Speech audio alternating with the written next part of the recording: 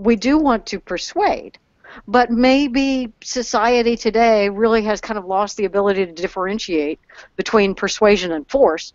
And they think that if I'm trying to talk you into something, that's exactly the same as me mandating it. And if I'm trying to persuade you that something is not good, that's exactly the same as me forbidding it. I'm just trying to persuade you to make the choice on your own. I'm trying to advise and consent, perform the role of advice and consent. But the Democrats don't want to do that of advice and consent. They force or prohibit.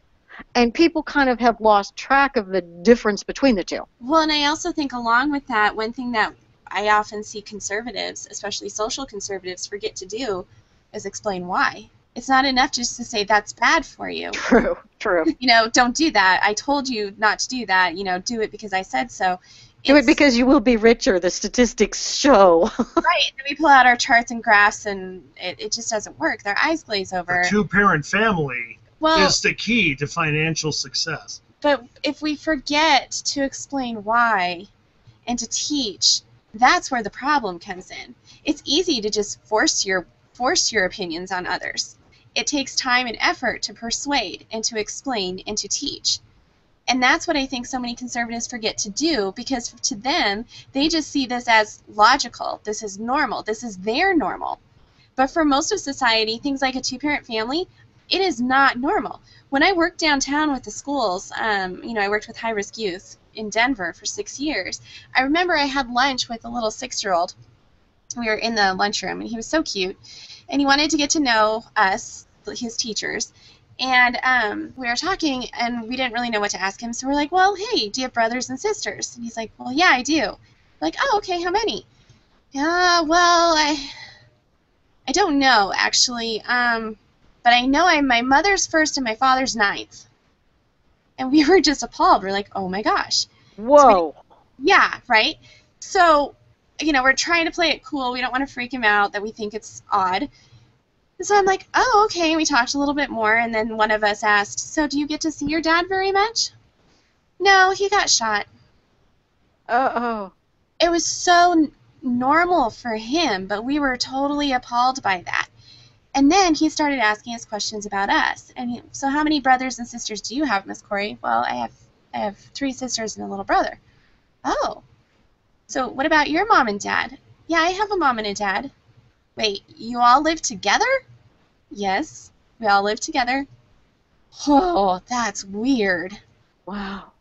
So I know that's an extreme example, but there are so many stories in between that extreme and what my normal, that we need to get outside of our bubble, and we need to put ourselves in the other person's shoes, and we need to explain why, and don't take it for granted that people understand. And when we offer this stuff, we have to offer it, and basically say, look, I've had so many people say, yeah, you want to make us, and I go immediately, drop the word make. There is no Christian jihad. Okay? I want to offer. If you don't choose it on your own, it's worthless to you. The last thing I would want to do is make. Jesus never made non-Christians live like Christians, ever. Why would I do that to you? And setting Christianity aside, why would I make any social system? And why would I force you into that? But since I wouldn't force you into anything, would you be willing to listen to why I think there are some pretty good things that you would really enjoy that would make you pretty happy? And I'll listen to you too. Now, does that sell a lot better than what we've done? I believe it does. Yeah.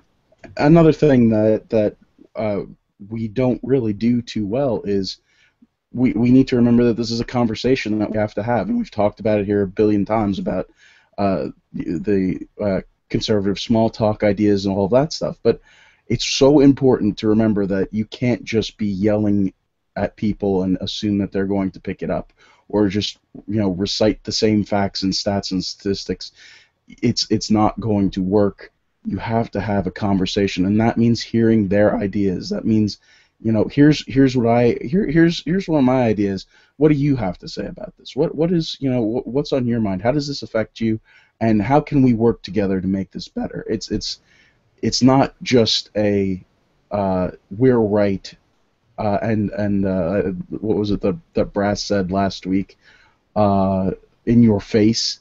Yeah, that we're not supposed to, that's not how things work. You don't get points across like that. It's not It works if you have the point, if you have the power of, the point of a gun to force your ideas on sure. somebody, which the Democrats do. But because we actually are trying to sell our ideas. We have to be salesmen. And one of the things that when I was actually in sales, the first thing that you have to do if you want to be a successful salesperson is understand what your customer needs.